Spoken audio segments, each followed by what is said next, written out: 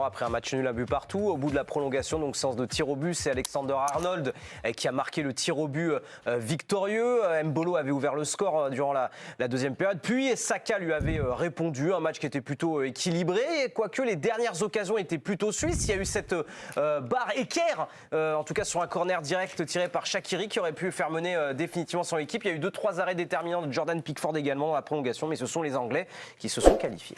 Finalement, Jérôme, ok, à la fin, il y a eu un petit mouvement suisse d'avantage ressenti, mais on ne peut pas dire que le match nul soit illogique. Léger. Oui, non, mais je veux dire, le match nul, on aurait pu le pronostiquer même avant. Pour le coup, Shaqiri, il manque de marquer le but de l'Euro. Corner direct volontaire, parce que parfois c'est involontaire. Là, il est volontaire au premier poteau, ce qui est très rare. Elle tape l'équerre. Et puis après, Jérôme, c'est la loterie, bien sûr. Et puis après, évidemment, vous connaissez mon bouton aussi. J'aime bien faire tilter les gars autour. Mais encore une fois, comme les Français hier, sans faute des Anglais, c'est-à-dire que ça se bosse un petit peu, j'imagine aussi. Ils ont été tirés quasi parfaitement sur les Anglais. Donc voilà, bravo, grande maîtrise technique.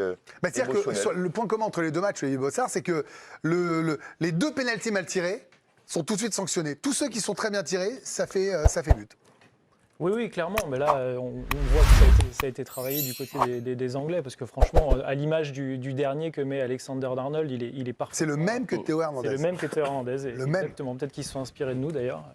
Mais au final, les Anglais passent. C'est pas franchement mérité. Southgate avait tenté un changement de système avec 3 défenseurs derrière. C'était pas folichon. Et ce qu'on voit, moi, il y a quelque chose qui me frappe après les matchs, c'est que les attaquants, c'est compliqué. Mbappé, c'est compliqué. Harry Kane, c'est compliqué. Lukaku, c'est compliqué. Donc ça, c'est vraiment un enseignement de cette